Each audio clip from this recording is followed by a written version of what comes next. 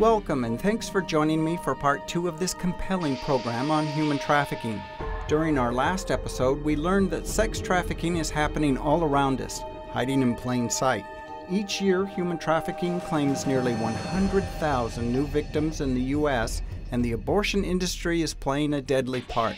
Today, you'll learn the signs you can look for to get help for human trafficking victims. Stay with us. Throughout her childhood, Sula Skyles was a victim of sexual abuse and rape, but she was able to find healing through her church. When she was 20 years old, Sula was given the opportunity to sign with a reputable modeling agency in Los Angeles. It seemed like a dream come true, but soon, Sula was offered a modeling job overseas that turned into a nightmare. In the modeling world, you go to a lot of networking events and parties and things like that.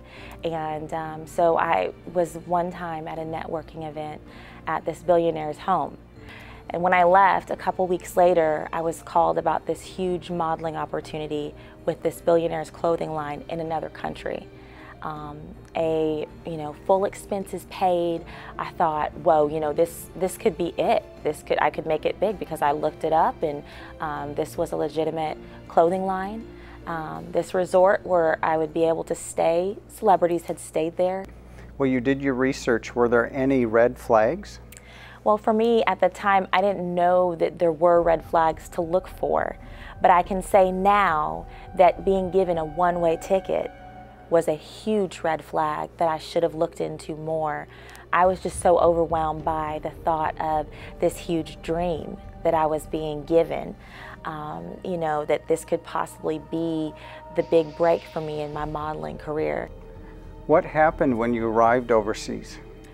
I was taken to a room and my bags were dropped off, and as I was looking around, I noticed that there was a lot of personal belongings there, and I thought, well, my initial thought was maybe I'm rooming with another model. That wouldn't be uncommon.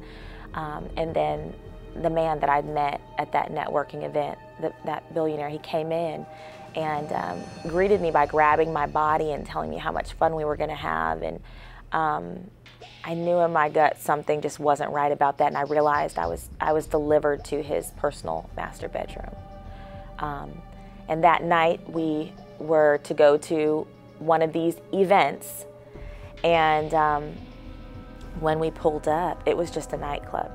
One of the girls just yanked me close and gave me this huge warning, and just basically said, do whatever he says, because I don't want the same thing to happen to you that happened to the girl that just left. She was beaten and raped, and she said, you just have to be good.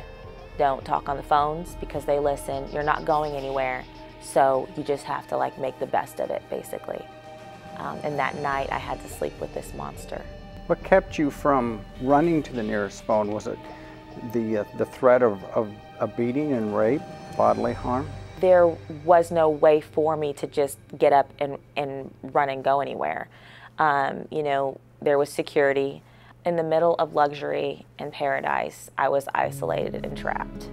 Sula had been sold as a sex slave and was told to be sexually available to whoever was put in front of her. She turned to alcohol to numb the trauma and pain.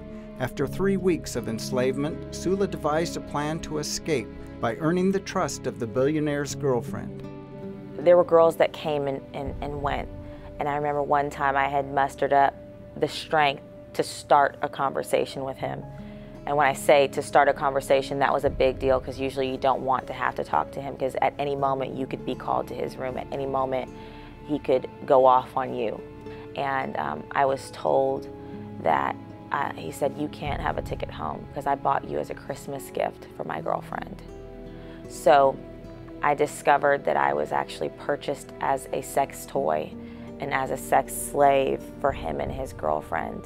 And she hadn't arrived yet, so I was not allowed to go basically until he got his money's worth out of me.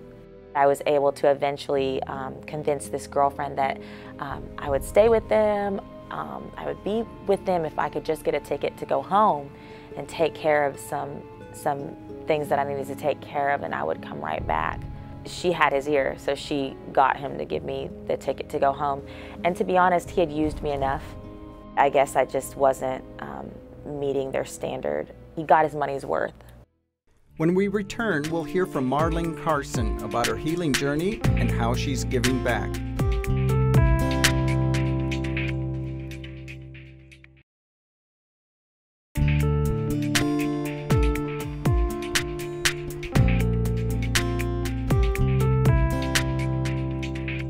Marlene Carson was forced into prostitution at the age of 13 by her neighbor Richard. He intimidated, abused, and effectively brainwashed Marlene into moving up in the hierarchy of sex trafficking. After years with Richard, Marlene was finally rescued by a local pastor, but her journey toward healing took years. It wasn't until December of last year that I liked being a girl again. I think I'm always have remorse about it. You just can't let that go. But I'm not condemning myself anymore. I used to condemn myself really bad. But now I'm free from that, so thank God for that. And you're taking your history and those memories and using it for good. Yeah, absolutely so. Marlene now uses her past experience to help rescue young girls and women from sex trafficking. She founded Rahab's Hideaway in Columbus, Ohio, to offer a safe home and practical support for girls who are coping with their past. They offer housing, income, health care, education, and justice. The girls can stay up to 2 years at no cost while Marlene and her staff prepare them for a future without enslavement. I took all the resources and money that I had. I rented a house on OSU's campus, and it was 6-bedroom, 4-bath house, and we started taking in girls. When we started taking in girls, I did not realize, even though I knew the challenges that I had, I didn't realize, I thought just giving them a house would be good enough. And it wasn't at all. It wasn't. Some of them had mental health issues. I had never been exposed to drugs, even in the life of prostitution. These girls were coming with addictions. It was a lot. And so being on campus, I was able to connect with Ohio State, and we've done many projects where some of the College of Social Work students and professors mentor and counsel our girls. Why is it so hard for girls to get out of this industry? Oh, I think it's hard on many levels. One, going back home after something like this happens. And so you're afraid of how are they going to look at you? How's everybody going to treat you now? So for these girls, it's important that we know how to embrace a traffic victim after the fact. I just wrote a book. My book is called 12 Steps to Transform the Exploited Soul. It was my process. I can tell you it works. So, the scripture says, fret not thyself because of evildoers. So I had to learn, stop worrying about what they have. Stop worrying about them, period. Stop worrying about the revenge you want them to have. You have to let all that go to be able to focus on you. So the book is written for parents that have a sex trafficked victim, or anyone who's gone through any forms of exploitation, actually. So how do I embrace you after you've come back? It's for schools, churches, and the community. For anyone who wants to help a girl after she's come through the process of human trafficking. After coming home, Sula Skyles was plagued by constant nightmares, so she self-medicated with alcohol. It was 4 years before she began her road to healing through sharing her story in ministry. Today, she's married to a pastor and a mother of 2 children. Now she travels and has written a book to warn other women that this can happen to anyone. Now, I think the biggest thing is that I'm completely free. I have no nightmares, I have no depression, no post-traumatic stress disorder. And I'm so free that I love helping others get free. I genuinely have joy every day, and it's real. Sula, I understand you've written a book. My book's called Fighting for Your Purpose, and the first part of it is my whole crazy life story, including what I went through in sex trafficking in detail. And most of the time, what people ask me after hearing my story is, how in the world are you sane? How are you smiling? How are you kind of normal, And so the second part of that book is 11 chapters on how someone can find their purpose, how they can heal, how they can understand God's love, and ultimately how to live a new life that is full of purpose. In a moment, we'll learn about the signs you can look for to identify victims of human trafficking.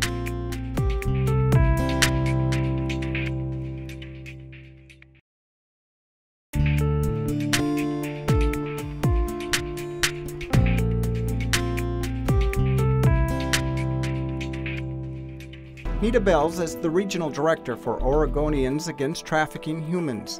The biggest threat to sex trafficking is awareness and public discussion. Nita believes churches can play an important role in educating the public, and they can be a refuge for victimized girls who are struggling with healing.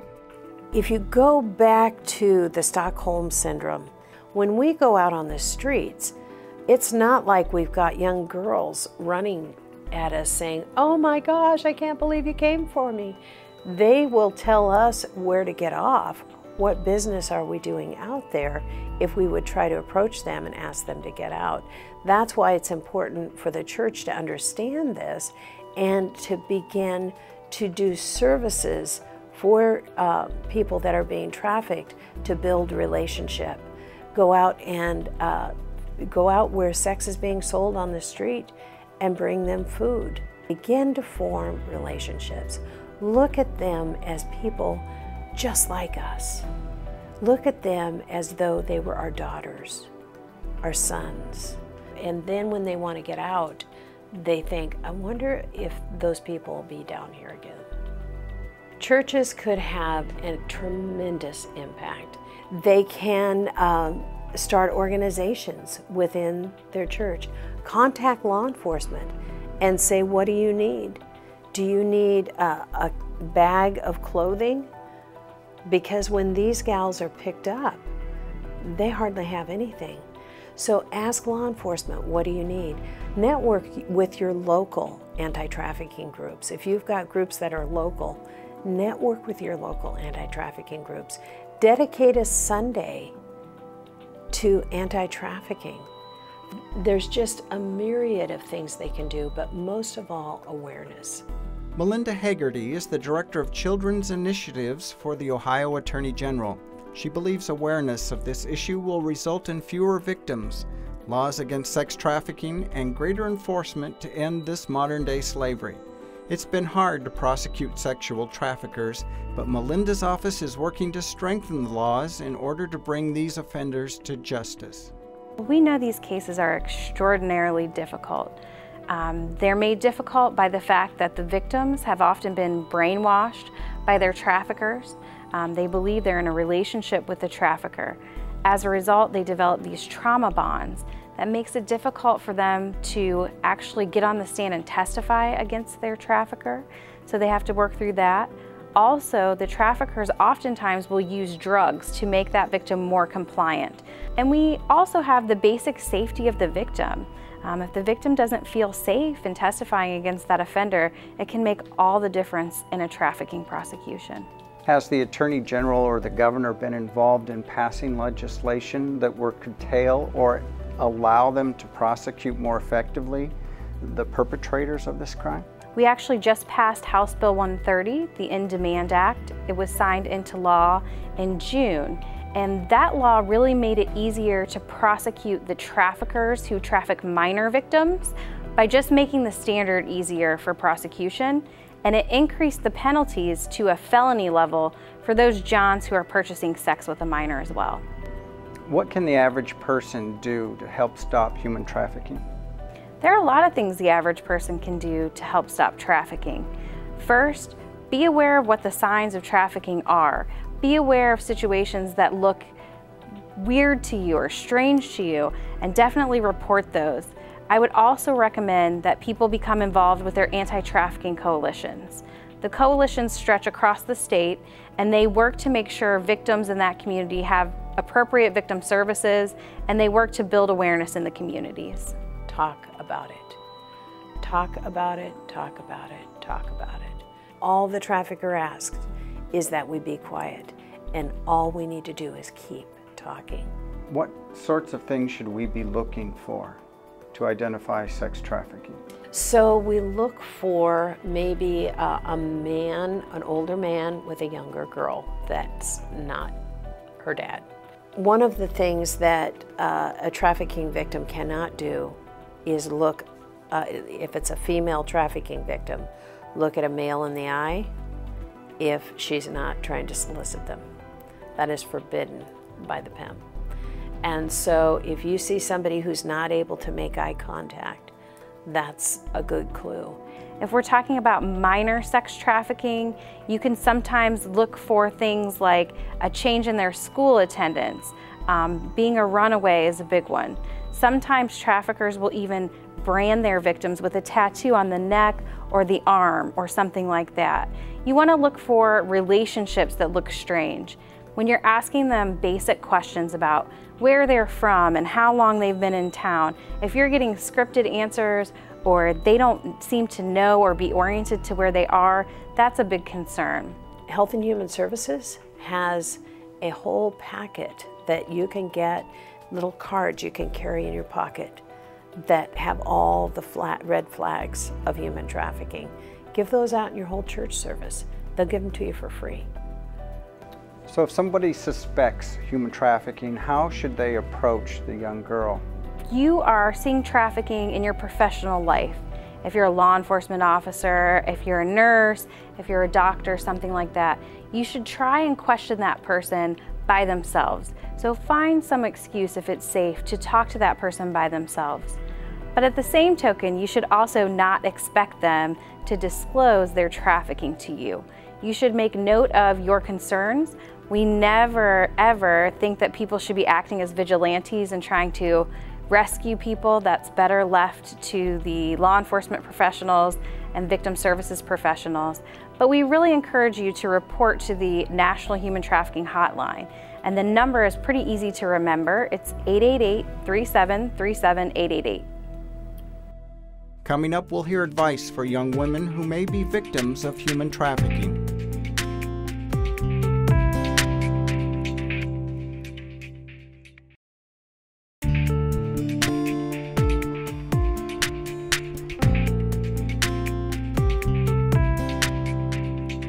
Human trafficking is happening throughout our country, but Americans have yet to comprehend just how deeply it's infiltrated society. One person can make a difference in raising awareness and providing help and healing for victims who are looking for a way out. Anybody can be a part of making a difference in awareness and prevention of trafficking. And what I've seen is young people that get a passion for awareness. And there's one girl in particular that was so passionate about bringing awareness to her school that she was able to convince her school to make it a mandatory awareness rally for over 2,000 students.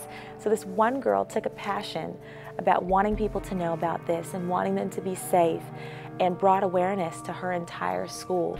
So the more people that are aware, the less likely it is to happen in our communities, in our neighborhoods, in our schools. Know that it happens, that it's real, and it's here in the United States. This is not something that happens just overseas or in the movies or is a far-off issue, but it's very real and it's on our soil. Linda, if you had the opportunity to talk to a young girl who was watching this program in the trafficking business but wanted out, what advice would you give her? I would tell her to reach out. Reach out, keep reaching out to victim services, and just know that you can become a survivor. We have so many survivors that are engaged in the anti-trafficking movement who are doing great, and your life can be healed. There are, around the country, no matter where you are, there are certain safe places set up for you that you may not know. Every fire station. There are some grocery stores, like in Ohio, Kroger's, Giant Eagles, White Castle restaurants are set up as safe places for traffic victims. So all you have to do is go in and ask for a manager and they'll know what to do. It's so simple. It is so simple. The other thing is, as of today, Rahab's Hideaway is officially doing a partnership with Waffle House. We're going in and we're educating the teams at Waffle Houses. The managers will know what to do. There will be posters in the bathroom at the Waffle Houses, and we'll be able to get the girls some help. I would say you are loved. You are loved. You are absolutely valuable. Everything about you was made by God. I know you think you're worthless. I know you've been called all kinds of names, but you're not that. You're a precious child of God. And you have the right to be free, to be really loved, and you can do it. You can get out. There are people that will help you, and if you call 888-3737, 888, they'll help you find somebody that can help you. But you can do it. You can do it. You're valuable. Now that you're aware of the telltale signs of human trafficking, you can be a part of stopping it. Keep an eye out for those signs, then get them the help they need by calling the Human Trafficking Hotline. Education and constant awareness in your environment are easy ways to make a huge difference in someone's life. Thanks for watching. This week, my special gift to you is one of these 3 books from today's guests. Their stories and perspective on human trafficking will open your eyes to the tragedy and magnitude of this problem. Visit our website at facinglife.tv to enter for your chance to receive one as my gift to you while supplies last. Once there, learn more about today's episode by checking out the available resources and find out how you can order a copy of this 2-part episode on DVD and Blu-ray to share with others.